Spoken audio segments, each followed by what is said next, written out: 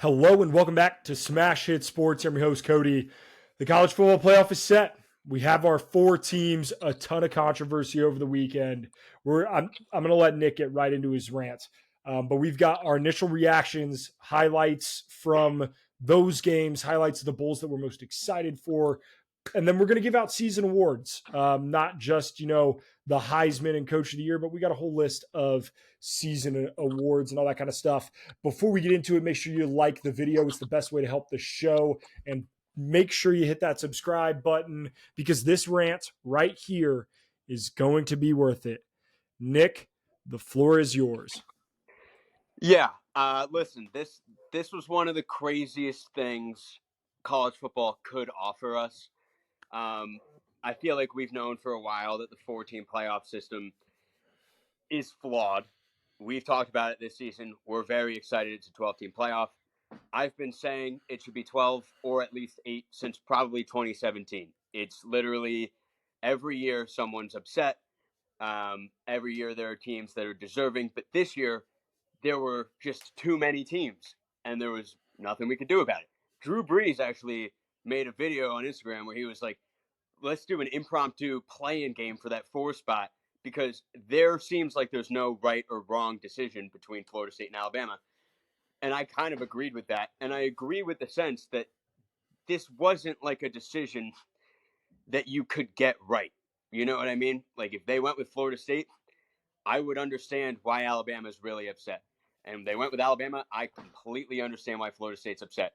What I hate the most is the reasoning the committee gave. I hate when they say, I know, we as a collective group of people know what's going to happen.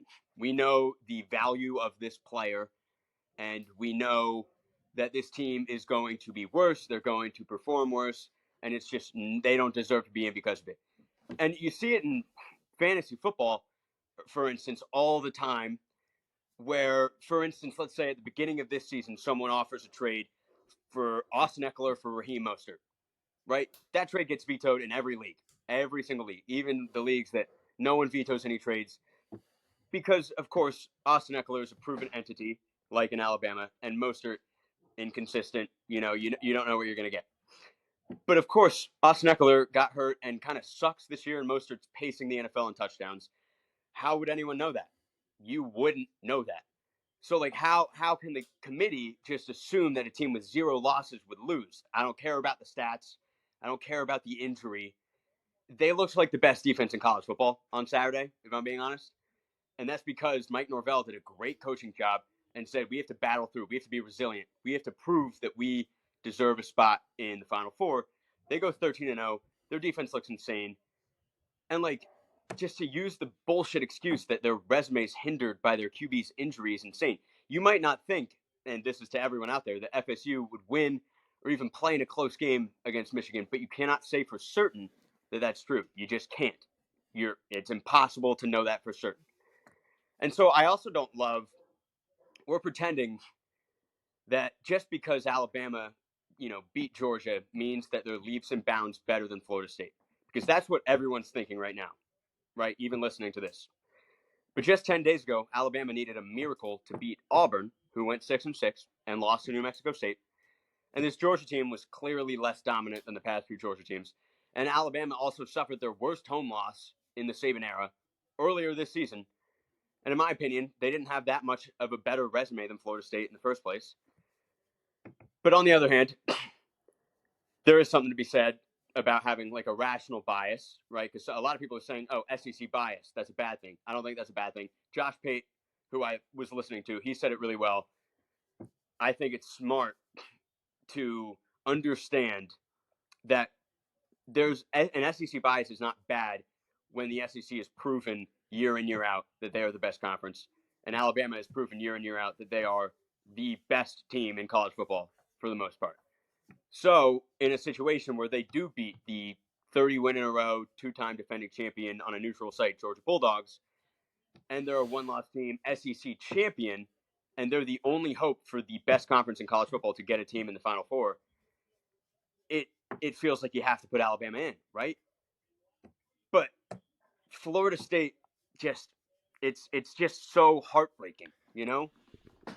And I do think they're going to benefit from this long term, though, which might be crazy to say. But right now, like, you know how Kirby Smart used to like make up bullshit. He's like, oh, some guy said that Georgia, we were going to go 5-7 this year. Like, that's disrespect. We got to fucking prove him wrong. Mike Norvell doesn't have to do anything. Like, everyone on that campus, everyone has that motivation, that internal drive to say, we are better than you gave us credit for. It's kind of like a UCF type situation. Or even like there's also like a sympathy aspect, right? Like, I think everyone, whether or not you like FSU, like me, I'm an FSU hater. You can't help consciously or subconsciously feel sympathy for them. Like, I will say right now, I hope that they get a chance to play in the CFP next year because they were robbed this year. That's just the plain truth. If you go 13-0 in a Power 5 conference, you were robbed. Does that mean that, I think the committee got it completely terribly wrong? No, I get why the committee did what they did, but you cannot say they didn't get robbed. And because they got robbed, probably everyone in the world thinks that, or at least wants them to have some success. That's my rant. That's pretty much all my thoughts that I can probably try to word in as short of amount of time as possible. I want to hear what you have to say. Very well done. Very well done. That was a great rant. Here is my take, stance, whatever you want to call it. Okay. The 4 best teams are in this college football playoff. Say what you will. The 4 best teams are in this college football playoff. This is the best 4 teams, I think, since the inception of the college football playoff. And what I mean by that is I think the 4 teams in the playoff now, all 4 of them have as good of a chance to win as any playoff we have seen since the inception of the 4-team playoff. Like, I could see Texas or Washington or Alabama or Michigan all winning the national championship. And I think that is awesome. I think that's awesome. I think it's going to make for 3 phenomenal games. Yeah. It sucks that Florida State was left out. By the committee's criteria that was outlined before the season, they do take injuries into consideration, and it sucks. And I think and I understand that they go, well, it's the ACC, they hate the ACC, blah, blah, blah. This has nothing. There are maybe 4 or 5 programs in the country that could have lost their quarterback and would have still gotten in. And it's Michigan, Ohio State, Georgia, Alabama, maybe Clemson because they've done it before, right? Maybe Texas. But like those are the only programs that would have ever gotten the benefit of the doubt. Like, it is what it is. Notre Dame wouldn't have gotten the benefit of the doubt. I'm a Notre Dame fan. That being said, here's why this sucks, and Florida State fans should be upset. And I don't want to get this twisted at all. I think the committee got it right, and I think we have the 4 best teams. However, Florida State fans, you absolutely should be upset. You should raise hell. You should complain and bitch and whine and moan because that's your goddamn right. That being said, the reason that the 14 playoff exists is because prior to the 14 playoff, we had the BCS system. And the problem with the BCS system is that there were times, like this year, where there were more than 2 undefeated teams in the regular season. It happens very often. And what you do during the BCS, or what happened during the BCS, was people went off of strength of schedule. And what that did was it incentivized the hell out of teams to play phenomenal competition. And part of what the 14 playoff did was it decentivized playing good competition, because now it essentially said, hey, you play good, you win all 13 games, you are in regardless. That was not the case, unfortunately, with Florida State. I will give Florida State all the credit in the world. They scheduled LSU at a neutral site, home and home. There are not a lot of teams that do that. They have a rivalry game with an SEC opponent that they play a home and home with. Very few teams in the country do that. So they had to go into the swamp, right? I'll give Florida State all the credit in the world. Their scheduling was not their problem, right? It sucks that the ACC was down this year. It is what it is. Yeah, it's not their fault that Clemson, Yeah, because they had to go into Death Valley and play, Clemson on the road, which normally yeah, is you're the underdog in that situation, yeah. pretty heavily, but of course not this year. Yeah. And I understand why part of the reason too why the committee was like, well, the strength of schedule did have something to do with it because Alabama beat Georgia and that was a great game. And Alabama beat Ole Miss. And Alabama beat Tennessee. And then they also beat the same LSU team that Florida State beat. So I get it. I get it. But that being said, the reason the 14 playoff existed in the first place was so that we wouldn't have to have this argument. We wouldn't have to have the argument that, well, there's multiple undefeated teams. One of them got left out. Maybe there's a chance they could have been. The goal was to never have any more undisputed or disputed national champions, right? Because that's the worst era of college football is in the 60s, 70s, 80s, and 90s where we have multiple years where teams claim national titles. It's stupid. That should never happen. There should never be a sport, or there should never be a case in any sport where there can be more than one winner. The goal of the sport is to win. Yeah. Florida State didn't get the opportunity to do that, and it sucks. It sucks. However, I think for the integrity of the college football playoff, I actually think it was a good thing that they left Florida State out, and here is why. Obviously, it sucks for Florida State. However, how fucking pissed off would you be if you were Texas or Washington? They put Florida State in, and then Michigan beats the fucking break. Hypothetically, obviously, that Florida State could play a good game, but hypothetically, Michigan gets to beat the fucking brakes off of a Florida State team that doesn't have Jordan Travis and waltz their way into a national championship in which Michigan, after the entire season they've had and the controversy they've had, would have had to play 3 ranked opponents the entire fucking year in Ohio State, who they got at home, Penn State, and Florida State without Jordan Travis. Yeah. That's what you can't do. Like, they fucked Florida State. However, I think if they would have put Florida State in, they would have fucked whoever the 2 and 3 seeds were. And I think that was taken into consideration. It sucks. Florida State fans, team members, the players, like just seeing Jordan Travis's tweet saying he wished he broke his leg earlier. I mean, that's heartbreaking. Seeing the team find out that they weren't going to get in, that's heartbreaking. They've done everything that they were supposed to do. They should have got in. Point, it sucks, but Michigan, I think that's a pretty good point there. I was kind of surprised that there weren't more discussions about who the 1 seed should be, because so many of the discussions were centered around who's that 4 seed going to be. Yeah, rightfully so. But when you look at resume and good wins and whatever you want to look at, Michigan, they didn't have leaps and bounds, and they had a scandal on their hands. Like the fact it wasn't. I'm not saying it was wrong. The fact it wasn't discussed was kind of crazy. I think that would have been talked about more had Florida State been put in, right? Because had they put Florida State in at the 4, then or maybe even if they put Florida State in at the 3, Texas at the 4, right? That's where I think it would have gotten dicey because now nobody's bitch would be like, well, Washington should have been 1 because then Washington would have had to play Alabama. I think Washington probably got the better draw between Texas and Alabama. Well, I know they have to play in Texas, though, right? Yeah, they have to play. So I know they're already an underdog. Yeah. So either way, the results suck. I think Florida State, Georgia should be a pretty exciting Orange Bowl. I hope to God, we'll talk about this more later, but I hope to God that no one sits out that game. Yes, that was exactly what I was going to say. Like, I will lose a little respect for them if they're like, oh, well, we didn't make it, but all these, like, Keon Coleman, Jared Verse, all these guys are like, fuck it, let's just move on to the NFL. Like, this is your moment to play Georgia, who also kind of technically got snubbed, right? They went from 1 to 6. That does not ever happen. This is your chance to go play them and beat them and prove to the entire world that you belonged, right? But we won't be able to see that if everyone sits out. So I really hope that everyone doesn't sit out. I agree.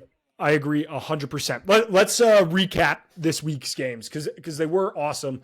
Let's start with the Friday night.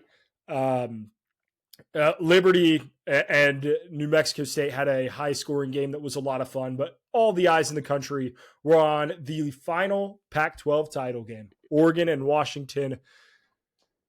God damn it, Nick, it was beautiful. It delivered. Yeah. It did everything that it was supposed to do. The first matchup in that series was outstanding, and the second one was just as great. I mean, the play calling, the coaches being aggressive and going for it on fourth down, and guys making big plays.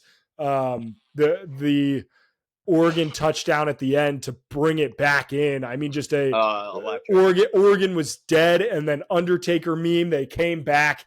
They fought down to the end. What a hell of a game, a hell of a ride. What a way to send out the Pac-12 conference. That was unbelievable. Yeah, the kind of an asterisk send out because it has come out that Oregon State and Washington State are just staying. It's just going to be the Pac-12 with two teams playing a Mountain West schedule.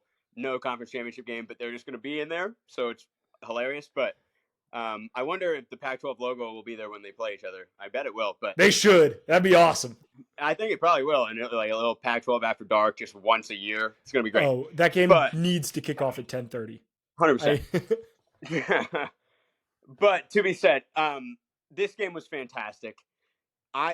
You could tell the energy and just from watching it, the will both of these teams had to win this game was off the charts. Like Washington comes out firing. You think Oregon is dead in the water. And it's not even that they started playing well. They just were willing, like desperate. Every play was like desperation for every fucking yard just to crawl back right before half. You know what I mean? And I was like, damn, how is this game even close? You know what I mean? And then Oregon takes the lead, and you're thinking, wow, Washington is on the ropes. They're going to lose. We were both right. Oregon's going to win. Washington comes back, and they're just rattling off big plays, doing everything it takes. You know, Bo Nix is on the sideline. Like, it was like the Super Bowl energy to it. Yeah. And I mean, it was just so great. And it sucked because there were a lot of good college hoops games on at the same time. Oh, were just like, I was having a nightmare experience trying to, like, Northwestern Purdue was on, Kansas UConn. I was like, what do I do? So yeah, I mean, I missed a little bit of Washington, Oregon, but from what I saw, it might be my vote for game of the year, which we're going to review all those later. Yep. A little, let's do a little teaser for people. We'll take 5 minutes at the end of the show to talk college basketball. We'll take 5 minutes at the end of this one to talk college basketball because we had a weekend. We had a weekend in college hoops. Oh, college hoops. Yeah, we need to touch on it a little bit before we forget kind of what's happened so far. We'll do that at the end. Next game, Texas dominated Oklahoma State. This was a fuck you, put us in the playoff game. Sark left nothing out of the playbook. They dialed everything up offensively, defensively, the pressure. Like this game at one point, the over under was 82.5. I think right before halftime, they're like, it was a phenomenal game, Not as close, but Texas looked damn good. Yeah, I want to say shout out, or at least the Texas fans and Texas faithful should shout out the anonymous Oklahoma State guy who, speared down the Longhorn and drove it to Texas and dropped it off in front of the farmhouse fraternity. That is so asinine that when I saw that report, I was like, I guarantee Texas blows them out. There's and also nothing more college. There's nothing more college football than that. That's so college football. Yeah. It's so college football. I know, and a lot of people are like, "Oh my god, animal cruelty," which I agree with, but like, that's the drama we need. That's all I gotta say. Oklahoma State is definitely susceptible to getting blown out. We one of the few teams that if it's possible, if people are like, oh, they might get blown out, odds are they're gonna get blown out. That's just Oklahoma State for you. So I wasn't surprised by that score. I actually think I was pretty close in my score prediction to what the final score ended up being. Yeah, I mean, good for Texas. I'm happy that they're in it because they're one of those teams that were riding the waves of mediocrity in a really large public spotlight for a long time. Mm-hmm. Where it's like if Texas 5 years from now kind of, has a little streak of success, I think you and I both are going to be like, well, I'm tired of Texas. But as of right now, I'm happy for Texas because it's been a damn long time since they've been good. So Yep. I'm very happy for Texas. If they won it all, I would have there would be a smile on my face. I would prefer them to win over some of these other teams in here. That's for damn sure. Speaking of some of these other teams, Alabama beats the Dogs. This was a game that there was a lot of good football in this game, like a lot of good football between Alabama and Georgia. I think Georgia kind of didn't come out scared, but I think Mike Bobo was a little conservative, the offensive coordinator for Georgia. I think there were at least early in that first half, I think there was some, conservative calls.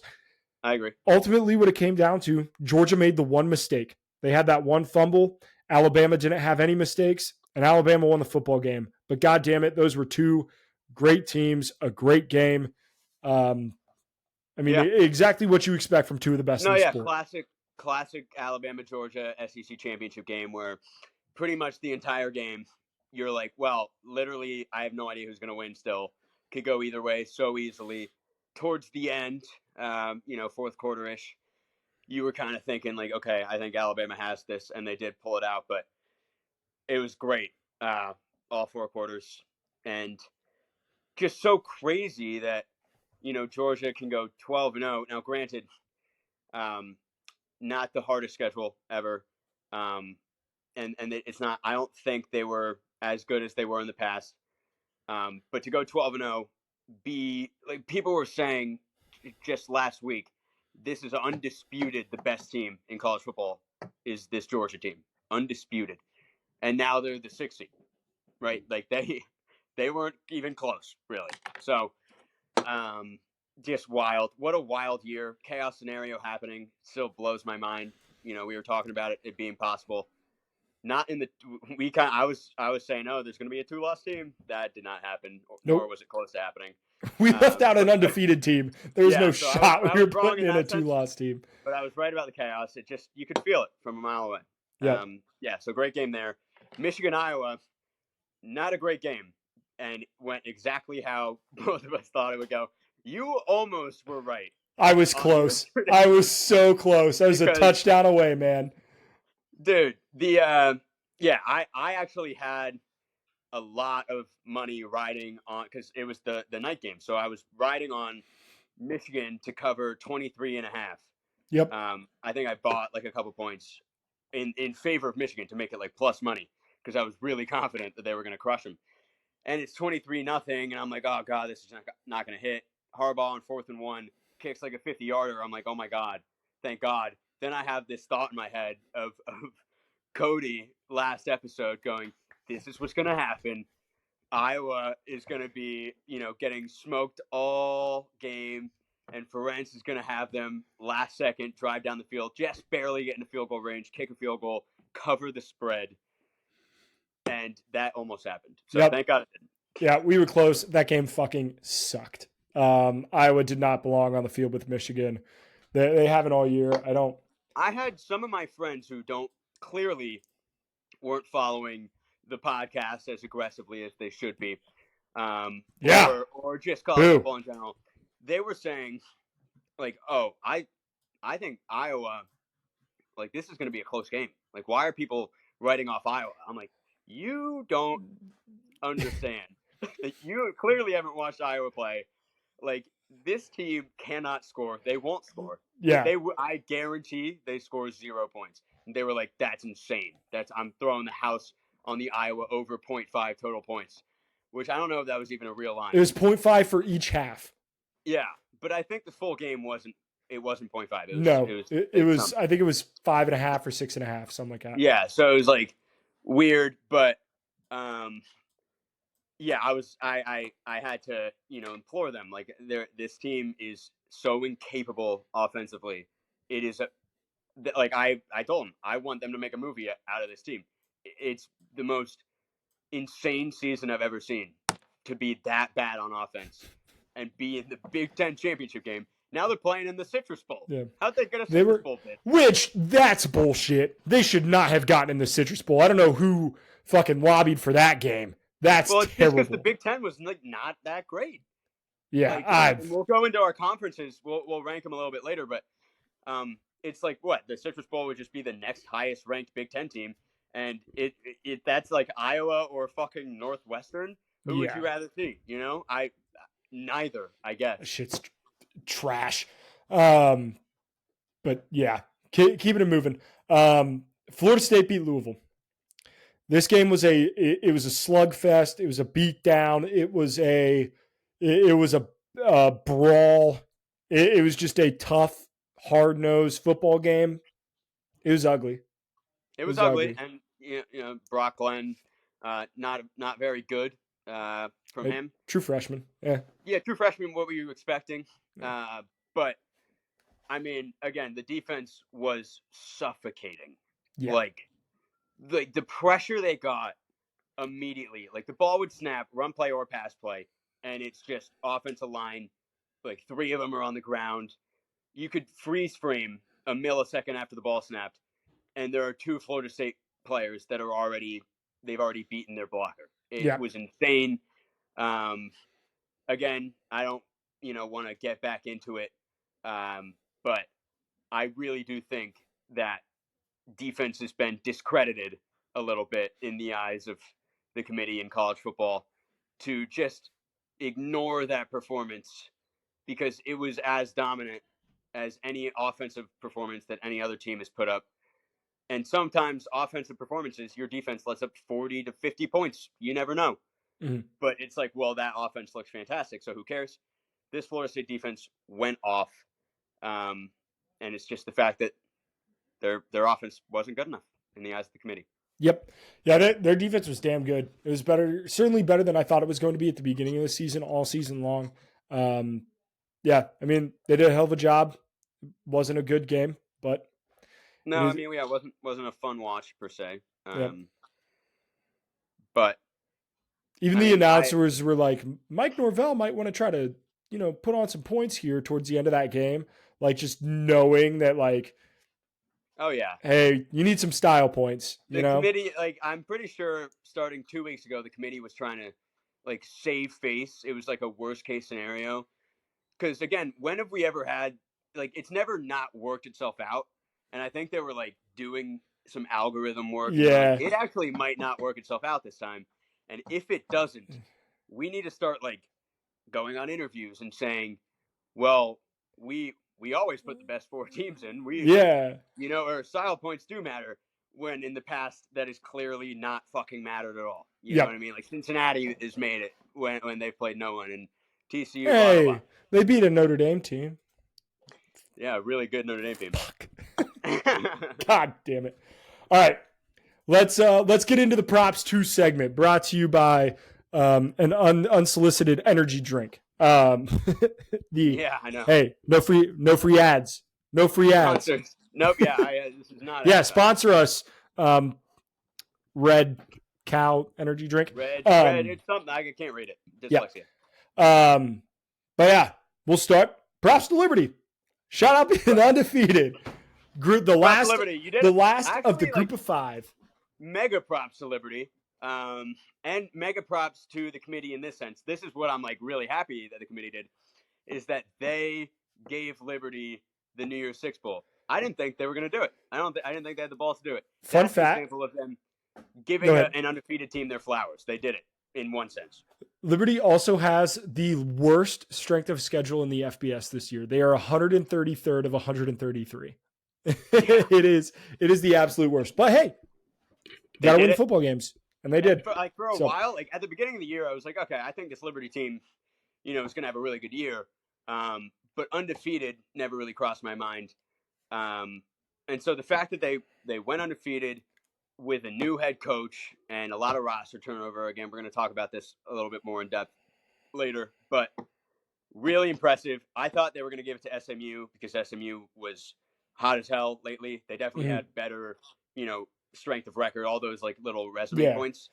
But the 2 losses versus the 0 losses, in my opinion, that should always matter. If you have 0 losses, that should be a massive blind. It would have not helped. To look at anything. Liberty, Florida State needed a good loss. They needed a good loss. Not having any losses is bad for your resume. They needed a good loss. You know.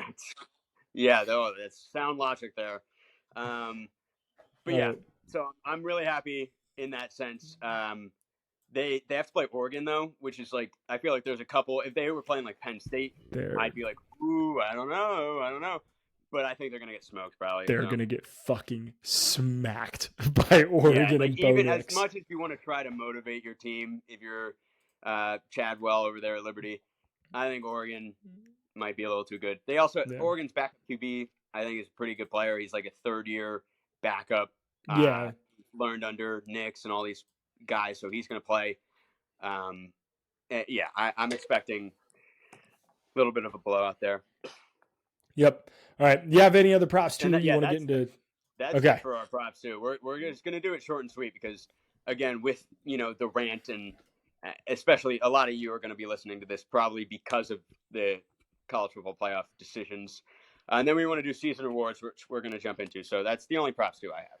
Yep. So let's get into the season awards. We'll start. So we're going to start with Heisman and Coach of the Year, but then we're going to get into some other awards that Nick and I had talked about. And they announced the Heisman finalists. So it has been announced. It is 4 guys. It is Jaden Daniels, Bo Nix, Michael Penix Jr., and Marvin Harrison Jr. And I think they got the top 4 right. Like I feel pretty good about that. I don't know who decides. I guess the Heisman voting members decide that. I don't. There have been years where only 3 go. Right? Yeah. So I don't know if all 4 will go to New York or how that'll work. I didn't think it was necessarily important to include Marvin Harrison. I thought it was kind of just give the top 3, quarterbacks their flowers. I didn't think it was necessary to include Michael Penix, but. Oh, why? Okay, we'll talk about this. Okay. We'll talk about it. All right. So the 3 guys. Jaden Daniels is unbelievable. 50+ touchdowns. We had the Nick Bateman fun trivia stat last week that the only other 4 guys to do that in SEC history all won the Heisman. He had a 208 passer rating, which was unbelievable. The highest scoring offense. He had 1,135 rushing yards, which is just absolutely insane. And he played 1 less game and had 1 less total touchdown and 100 less total yards than Lamar Jackson during his Heisman year. I mean, Jaden Daniels had an unbelievable season. Spoiler alert, he's my pick for the Heisman. Oh, yeah. He should win the thing. No spoilers.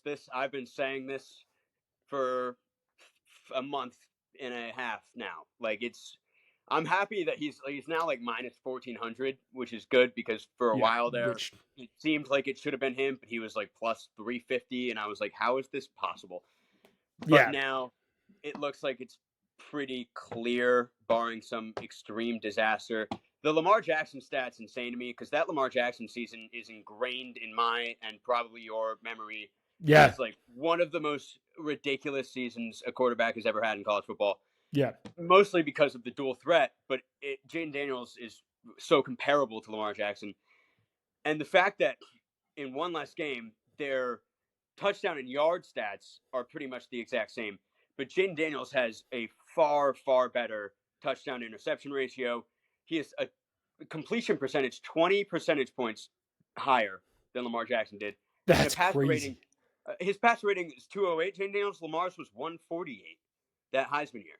That's crazy. That shows you, like 208 this year. The next highest was like 180, and it's Bo Nix, of course. So, like this season from Jaden Daniels was insane. And then you look at Lamar, his rushing stats. He had 1,500 rushing yards and like 20 touchdowns. That's nuts, right? That was definitely a reason. Just the style, the Showtime kind of running ability. Jaden Daniels had 1,200 rushing yards. It's like the 15th most in all of college football.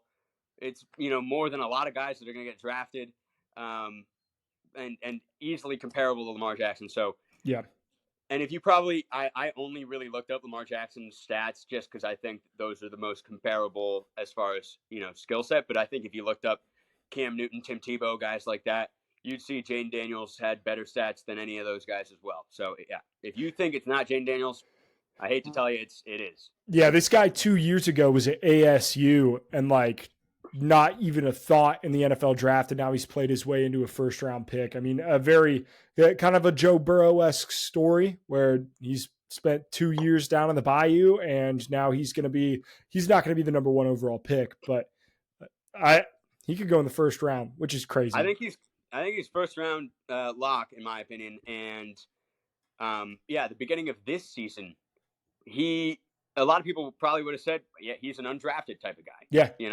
So yeah, pretty nuts. You have to tip your cap to Jaden Daniels. Absolutely.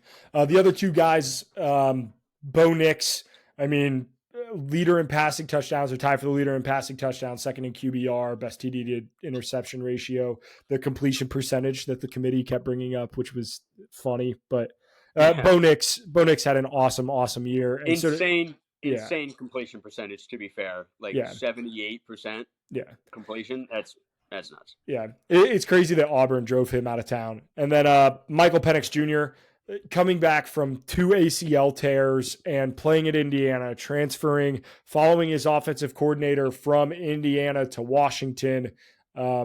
He's led college football in passing yards 2 consecutive years now, which is crazy. And he's a left-handed quarterback, which you love to see. But this guy, Michael Penix, was also absolutely nuts. The people voted. So we put up the poll, or I put up the poll on my Instagram.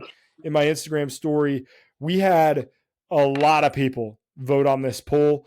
389 votes, which was good for 51%, voted Jaden Daniels. So Jaden Daniels is our Heisman, my Heisman, your Heisman, and he is also the people's Heisman. So I think rightfully 51, so. I think it's Michael Penix got like 30-ish% of the votes. And yep, Michael Penix got 30 and Bo Nix got 19. Yeah. I do think that maybe it should have been a little more for Jaden Daniels, but as the consensus agrees, which is good. Yep. And maybe the only time that'll happen in this little segment here. So yeah, there's one other one where the voters went heavy on one team. Coach of the year.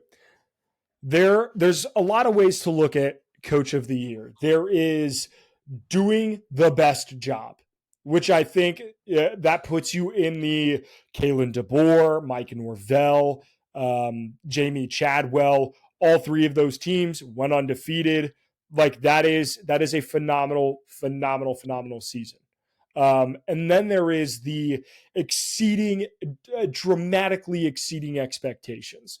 This is the Jed Fish, which still 9-3 is a phenomenal fucking year. Do not get that twisted. But with what Northwestern's win total was before the year. Same with David Braun at Northwestern. That program was left for dead. And then Eli Drinkowitz. So at Missouri had a hell of a year as well. I'm interested, Nick, who's the guy that you want to touch on the most? Because there's so many coaching jobs this year that I just want to applaud because they did a hell of a job. Yeah, this is like one of the tougher ones, maybe the toughest one that we're going to discuss as far as what I would pick if I were voting. I think it's kind of hard to give it to David Braun at Northwestern.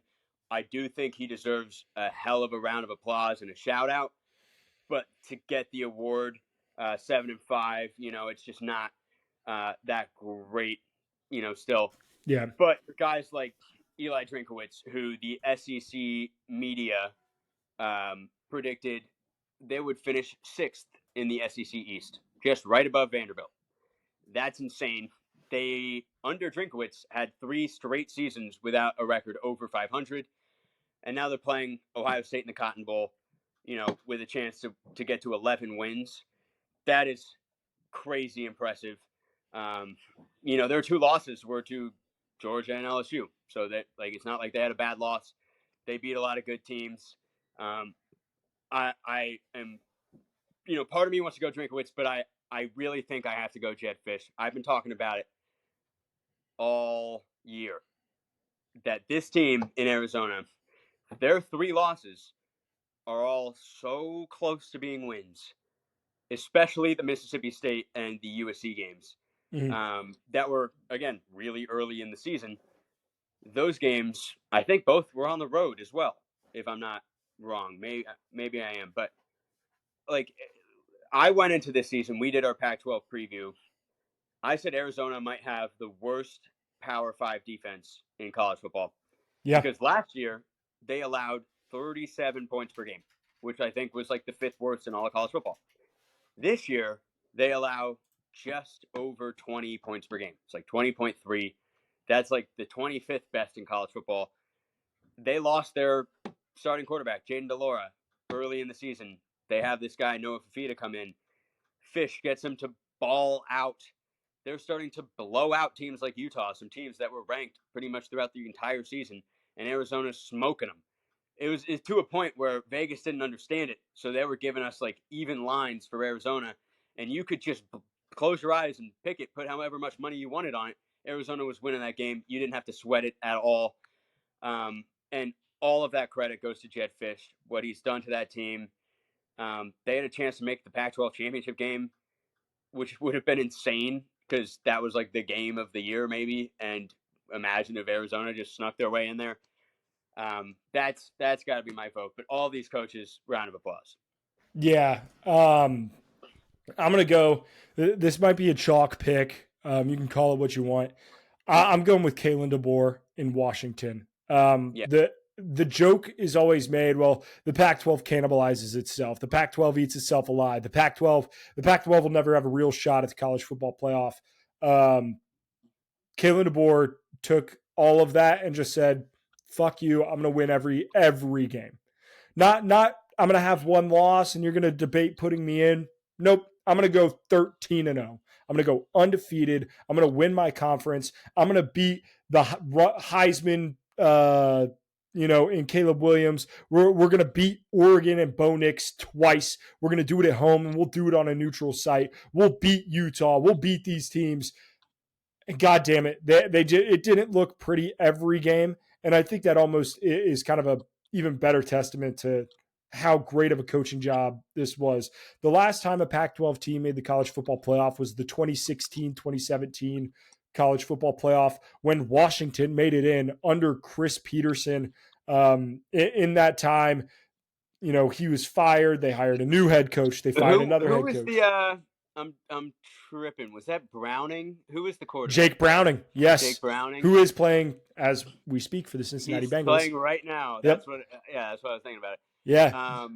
But yeah, definitely this is the Pac-12's best chance to take home the trophy at the end of the season.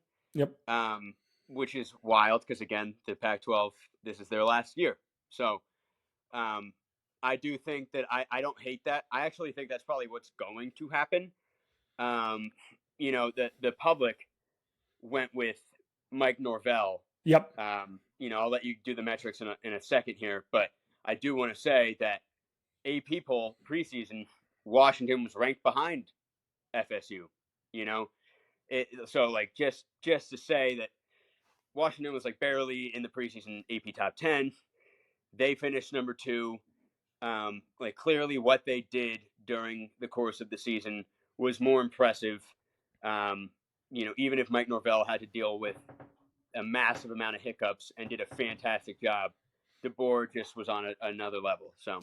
Yeah, and the Instagram poll, Mike Norvell did win this with 340 votes. I put Norvell, DeBoer, and Jedd Fisch on here, who in my mind were the 3 best candidates. Others got votes. A lot of people replied with Eli Drinkowitz was a huge one. A lot of people replied with Saban, just kind of obvious.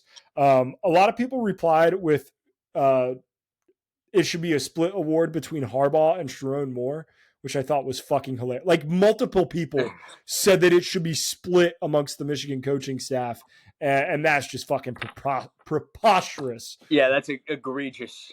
but funny. To give it to Harbaugh when he didn't coach 6 games. Yeah.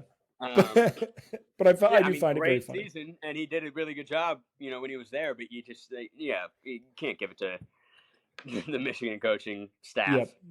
Yep. You can maybe give it to Connor Stallions, though. Hilarious. That would also be funny. Somebody put Sam Pittman's tits. I thought was hilarious. College football fans, you're the best. All right, game of the year. Game of the year. There are some games on here that I thought were just absolutely outstanding. We have Oregon-Washington Part 1, Oregon-Washington Part 2, which I think if the second game or the first game hadn't been as good, like it would just amplify the other game. But they were actually both just incredible football games. Ohio State, Notre Dame, that came down to literally the last play. Texas, Oklahoma, which was a rivalry, hatred, phenomenal quarterback play. Dylan Gabriel played his ass off. Entered the transfer portal today, by the way. Interesting. Which is nuts. But Dylan Gabriel played Jackson Arnold is him. Arnold's him. LSU Ole Miss, which was nothing but fireworks. I mean, that game that was the total ended up in the 90s. No, I think it got. Didn't it get to the 100s? Wasn't it like 55-52 or something? Yeah, it was. So just an unbelievable game. And then the Iron Bowl, which 4th and 31, Jalen Milroe to Isaiah Bond in the corner of the end zone. Yeah. Holy shit, man. Play of the year. That is play of the year, no doubt. I don't know about game of the year. Not for me, at least. The tail end was great to watch, but it was, sloppy at points. Yep. I'm thinking like games where, and I explained this earlier, that it just felt like the biggest game of the season, and every play felt like professional level, just amazing football. I have to give it to Oregon-Washington Part 2. Because, if you thought the stakes were high Part 1, which they were, the stakes could not have physically been higher in Part 2. And, both teams understood that, and both coaching staffs are also, fantastic. Yeah. And drawing up these plays. And we did. I mean, it was just a clash of the Titans in that sense, and it was amazing. So we did. Vote. We did talk about Dan Lanning in the Coach of the Year, but holy fuck, what a job by him too. It's a shame that he finished with 2 losses because fantastic job. Yeah. But I don't think he really stands a chance in that competition. Yeah. So that's my vote. If you went with Oregon-Washington Part 1 or Texas-Oklahoma, I would have no judgment at all because I think that those games were both fucking fantastic as well. What are you going with? So, I'm not going with Ohio State Notre Dame, and the reason being is because I was on the wrong end of that fucking thing, and I found the bottom of a bottle of whiskey that night, and god damn it, she was beautiful. That being said, I am going with a game that it was a guy getting over the hump. It was a quarterback who was doubted. And then on the other side, it is just one of the most electric offenses in college football. I mean, LSU Ole Miss was my game of the year. It was back and forth. It came down to the wire. It had everything that you could want. The offense was unbelievable. The wide receivers in that game, Trey Harris, Malik Neighbors, Quinshon Judkins. I mean, the stars came out on the biggest stage in the biggest moments, and that's what you love to see. I know not a lot of defense, and normally I'm a defense guy, but LSU Ole Miss was absolutely outstanding. Absolutely outstanding. I remember when I was watching that game, I thought to myself, how does it get any better than this? This is just there was a smile on my face. I was like, yes, you couldn't help but smile the whole fucking time you watched the game. Awesome. It was great. And so I actually, again, all these games were great, but as far as what it, meant to the final outcomes, at the time, I think we could have reasonably assumed neither of these teams LSU and Ole Miss, that is, were going to be in the Final Four. All that, like, yeah, Ole Miss was undefeated. I just feel like we kind of knew it wasn't the same scope and level of, say, Texas, Oklahoma, or Oregon, Washington. So that's why I didn't have it. Fair. I wasn't really considering it, but yeah, funnest game. Yeah. 100%. It was awesome. The people's vote on this. So I know in the poll, Oregon, Washington, part one won in the people's vote. However, the amount of messages I got that told me Iron Bowl, Iron Bowl, Iron Bowl, it was insane. It was absolutely insane. I don't have the time to count every single individual DM, but I'm just going to go with that one. I think if I had put it in the poll, I think it would have won without a shadow of a doubt, considering people had to click other and then slide up on my story and reply with the Iron Bowl. Like I made them put in that work to get it, and it got it. So the people's choice in this one is going to be the Iron Bowl. Okay, that's bold of the people. I think that might be a little.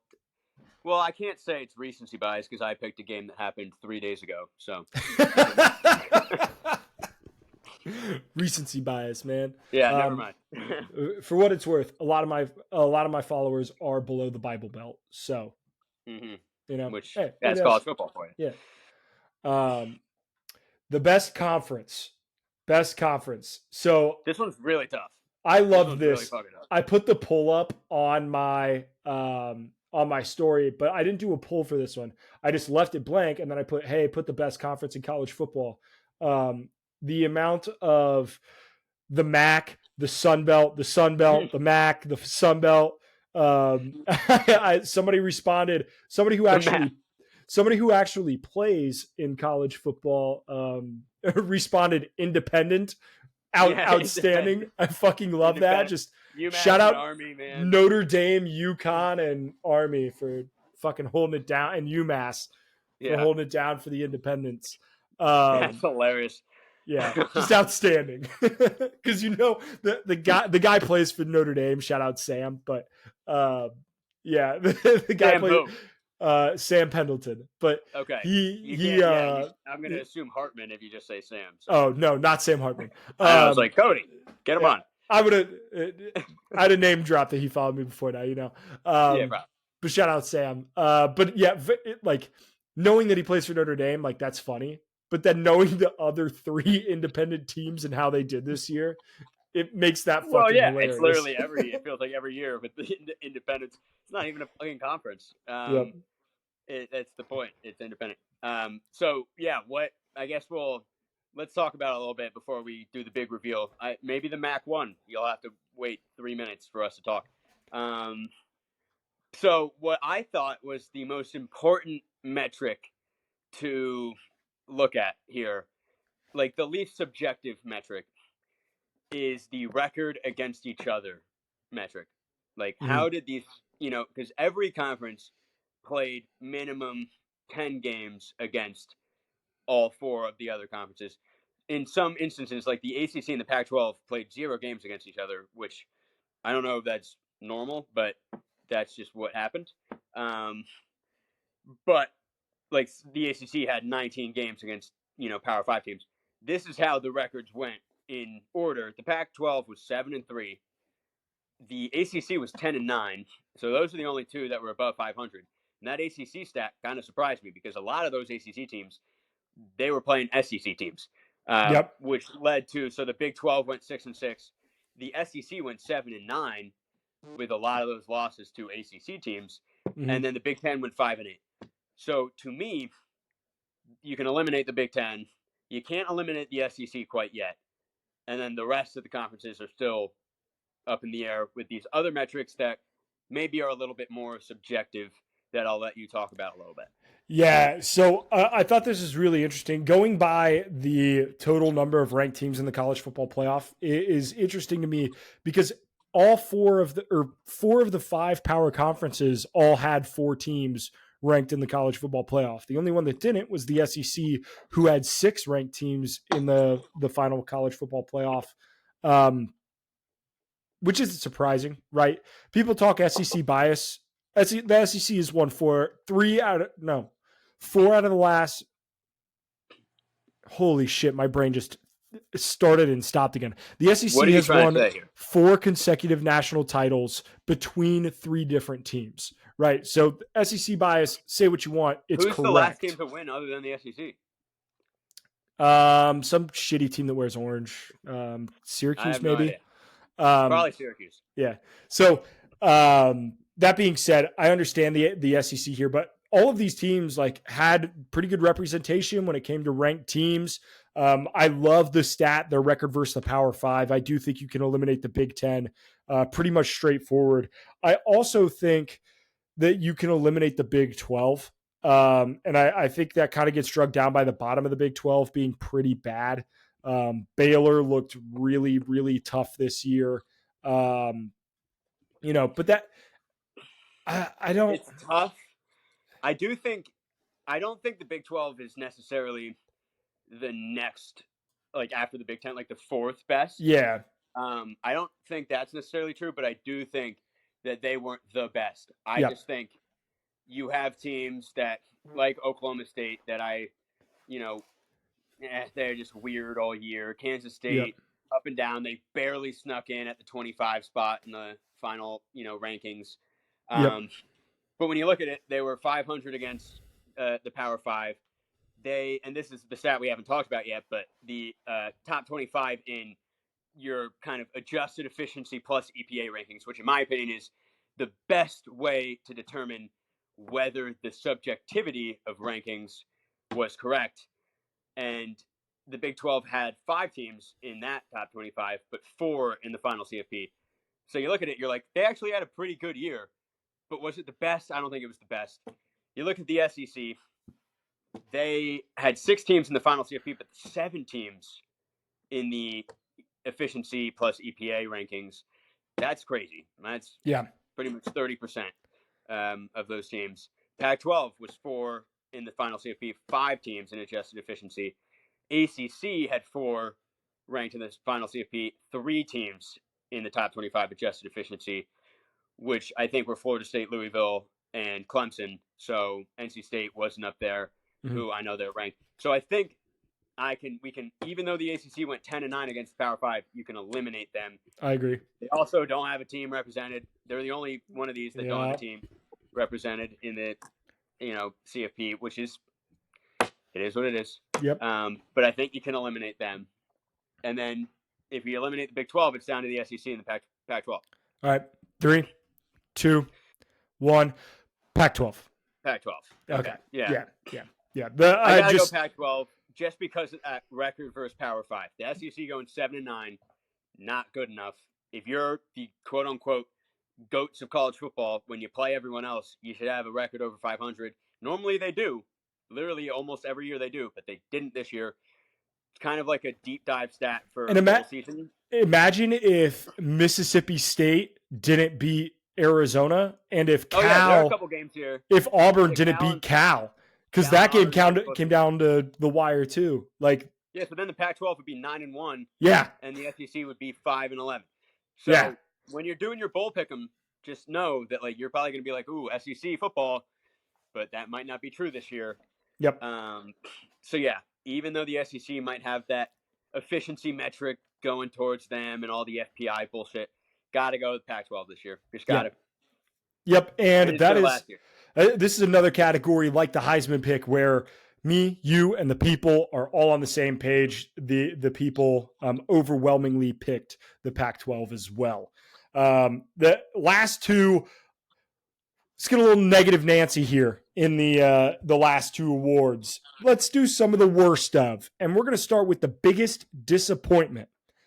Now, we put up a couple of teams on here. The difference between win total, played a little bit of a factor. There are some teams that really stunk. And then there are also some teams that had some really high expectations that also didn't really stink, but God damn it, they were not. Yeah, they didn't meet those expectations. Yeah. This is a really tough one because I was looking up the win totals and whatnot and trying to find out like who we should add to this. Mm-hmm. And I was kind of shocked at how, these 6 teams, No, 5 of them, and then Clemson, Yeah. in my opinion. But these 5 teams had really fucking bad years, and then Clemson was just a disappointment. I don't think they were the biggest disappointment. The thing is like they, because they had national title hopes. They had national title hopes. I thought they were going to win the title. You had them winning it all, so maybe they are your biggest disappointment. Yeah. And they didn't get to 10 wins, but I do genuinely think when you look at some of those, like the Miami loss and the Florida State loss, that probably out of 10 times you play the exact script over, Clemson wins those games more often than not. I'm not like that upset now that the season's over. I'm not as upset as I was when we were 4-4. Yeah, and I was like, this team fucking might not make a bowl game. We're gonna lose to Georgia Tech. It's like I was depressed. So these are our options. We have USC, who their win total was 9.5, but a lot of people bet the over on that win total. Mm-hmm. It was a very, very popular over bet, and they went 7-5. So Vegas rolling in dough because of people betting USC. Not a great year for USC, and they were like 6-0, 7-0. Did they lose 5 straight? They might have been 7-0 and lost 5 straight. I'll look. You keep talking if while not, I look. It's like close to that. Baylor, their win total was 7.5. That might blow your mind because they stunk super hard. But yeah, their win total was 7.5, which was like one of the highest in the Big 12 this year. They went 3-9, and if you remember the UCF game, UCF was up on them like 35-3. It was something egregious score, and Baylor somehow came back and won that game by 1 point. So you could argue Baylor should have been 2-10, and if that's the case, they were pretty much 6 games below their win total. You wouldn't have had a sweat. You would have hit that bet by early October. Arkansas, their win total was 7. They definitely had a disappointing year. They went 4-8. Just nothing really went their way. Wisconsin, this I kind of put on here because I, again, had them making the CFP, which my logic behind it was, look at that schedule. The Big Ten West stinks. Of course they can do it.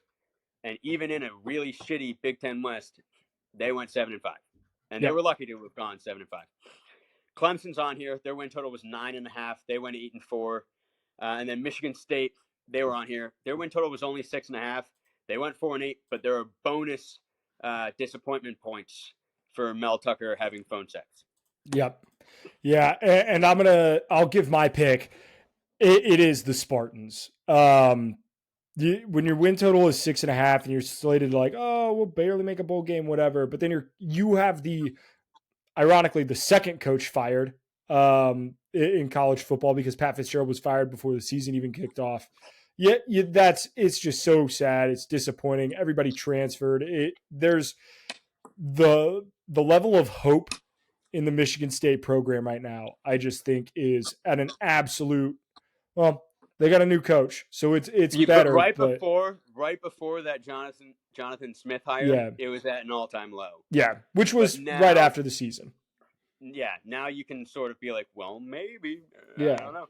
I don't hate that. Again, the drama of having sex on the phone, your head coach, the buyout was absurd. They're paying him a good amount of money for a long time. And you go 4-8, you don't even make a bowl game. All your players are gone. You have to watch Keon Coleman go off on Florida State, knowing that he should have been on your team. Yeah, that burns. That hurts a lot. Yeah. With that being said, I have to go with USC, which, similar to my Wisconsin thing, I had USC in the CFP final. I was like, this is their year. This is Caleb Williams. Like, for some reason, I mean, I don't think I was wrong to use this logic, but having the guy come off the Heisman, it's not every day a Heisman winner returns either. Yeah. But he returns, and he has an insanely impressive offensive coach. He should be, at the height of his game, the best he's ever played, because now he's a third-year starter with the same head coach. The scheme should be just firing on all cylinders. So I was a big believer. They went 7-5. I don't even know what bowl they're playing in. For all I know, it might be against fucking Georgia Southern in the Gasparilla Bowl. They're playing Louisville in the Holiday Bowl. Yeah, so gross. Caleb Williams isn't going to play the game. Like, Yeah. if they finish 7-6, they run away with this. But yeah, I got to go USC for me personally. Yep. And you want to talk about the people all being on the same page. And this is how I know I have a bunch of good followers on Instagram, as they all know how much USC fucking sucks. USC, there were 1,500 people who looked at this story, and fucking 786 of them voted for USC. They garnered 84% of the vote. USC in a landslide. Worst team I love it. or most Yeah, disappointing team. Right. I think they're right. I mean, it's got to be a disappointment at this point. You know, like USC almost took the most surefire number one pick in the NFL draft ever and made him not the number one pick anymore. Yeah. Like, that's how bad the season was, that people were like, actually, I'd rather take Marvin Harrison number one. It's like, whoa, hold on. What were we saying before the season? Like, This guy is the best prospect ever. Yeah, really disappointing. But this is a thumbs down to all these teams for their performance this year. For sure. And now let's get to the worst individual performance, the worst loss of the year. The worst loss, these are the ones I put in here. New Mexico State 31, Auburn 10, South Alabama 33, Oklahoma State 7, Stanford 46, Colorado 43. This was the game where Colorado blew a 29-point first half lead. The score at the end of the half was 29-0. Other write-in votes are the biggest write-in vote, most frequent write-in vote, Miami losing to Georgia Tech because of the dog shit fumble loser play calling issue by Mario Cristobal. That is so really that I didn't think about that. That's a great point. Followers, good job, followers. Yep, they just changed my mind. So you go. Yeah, so I will go. Look, I'm all about that bread. I'm all about that paper. I'm all about that money.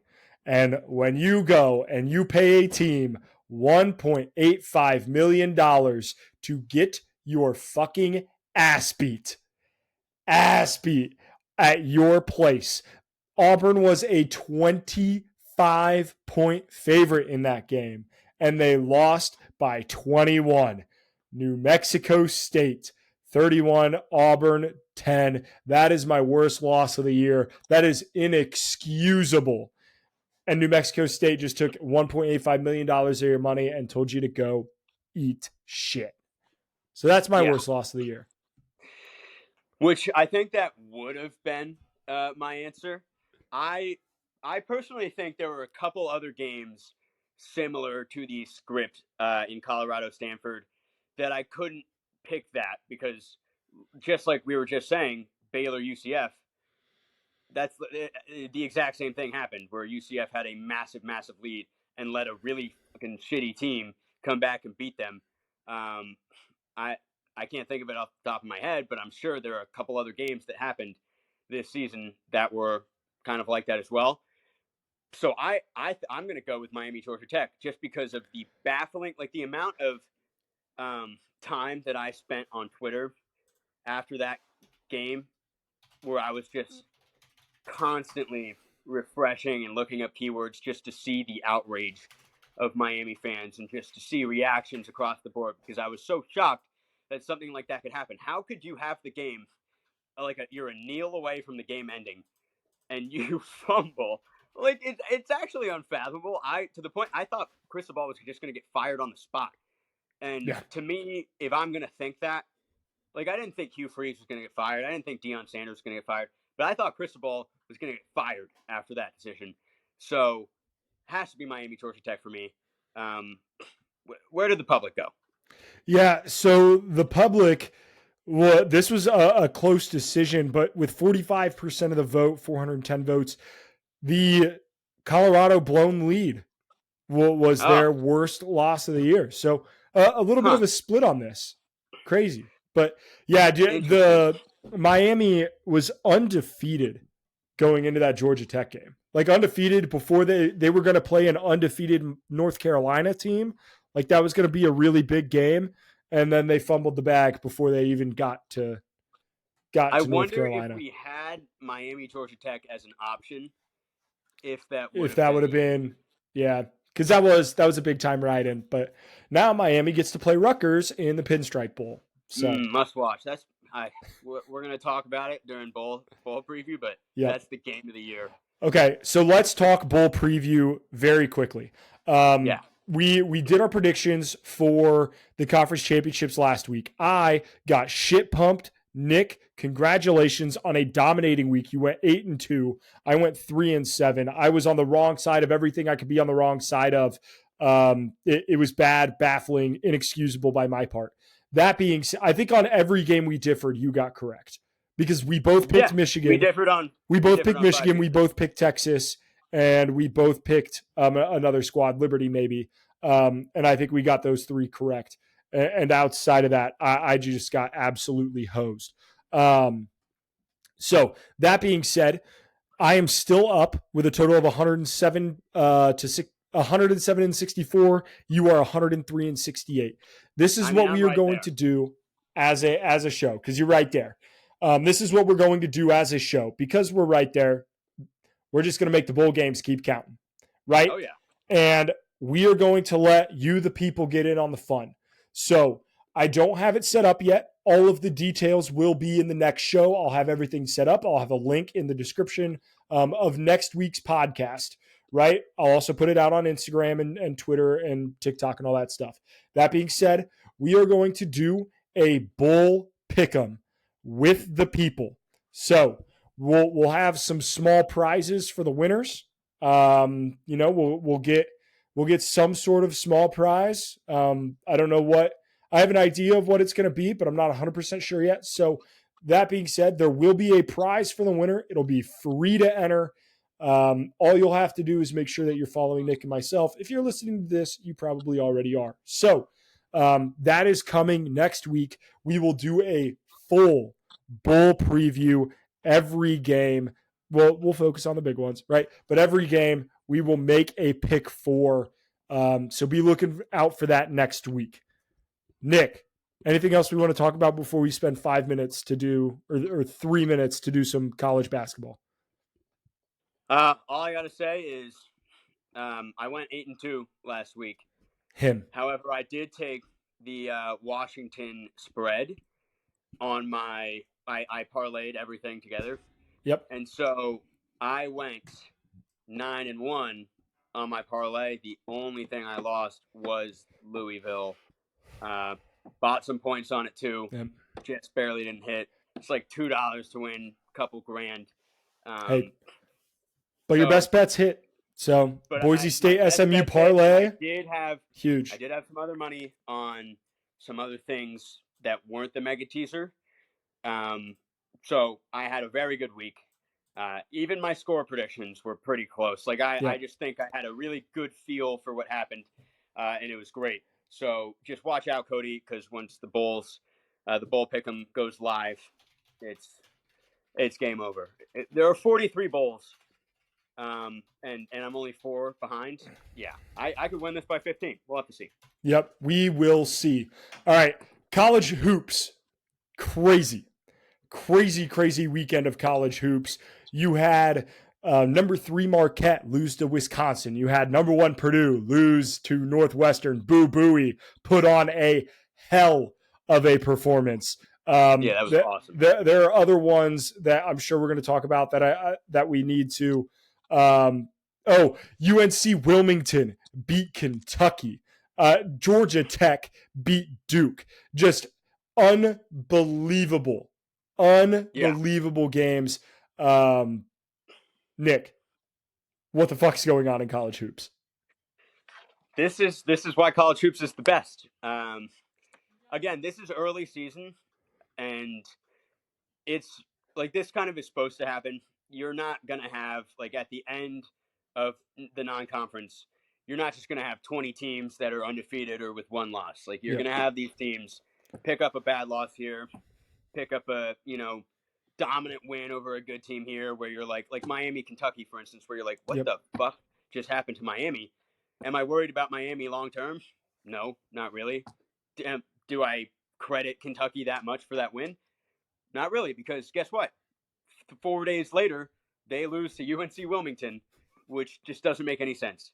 I mean, even teams like Southern, who yesterday beat Mississippi State in Mississippi State, and Mississippi State was undefeated, going into this past week, so they were ranked.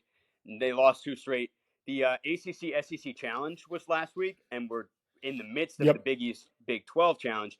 ACC SEC Challenge was awesome. You had my Clemson Tigers, who, by the way, are 7-0.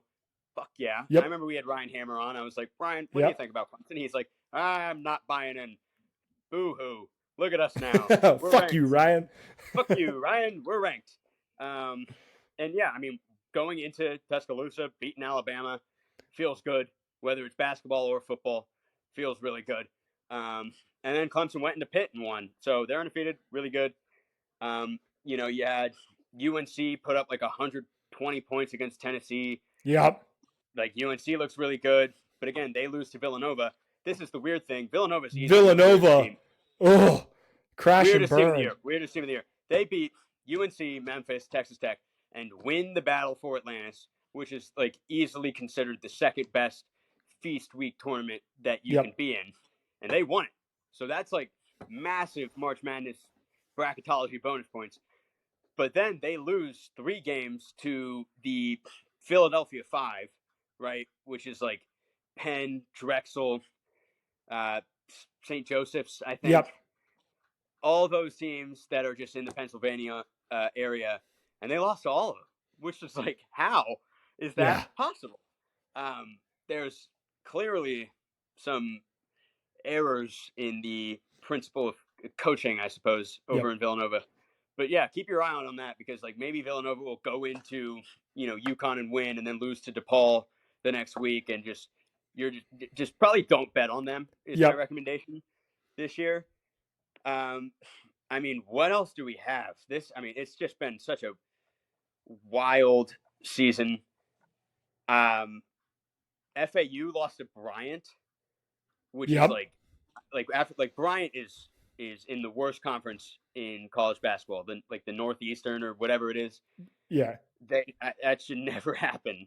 So I think me and everyone else were saying they're washed. We were so fooled by last year. And then they came back, and they've been dominating every team they played. They beat Texas A&M. They crushed Virginia Tech. They won whatever their Feast Week tournament was. They just beat Charleston by a lot. And yeah, FAU's back. I don't know. Colorado State, they're good. Yep. Somehow BYU's good. It's wild. It's awesome, and I love it. We will be talking more college hoops as we go forward. We're next week will be the big bowl recap, and then we'll continue to talk some bowl games. We'll bring in college hoops as well, and then we'll do probably a national championship or college football playoff preview and a national championship preview, and then guess what, boys and girls, it's college hoop season after that. So get ready. Do yourself a favor. You won't. This is hindsight's 2020, but tomorrow's slate is also awesome. By the time this comes out, you'll have watched it. So hopefully you guys watch Florida Atlantic and Illinois and North Carolina and UConn and some of those games. So that being said, little long episode, but goddamn it, was it worth it? It's the college football playoff. That's what it brings out, the energy and the passion in all of us. Nick, what a damn weekend. Yeah. Yep. Another great episode. Yep. Like and subscribe. Do all that shit. We will see you in the next one.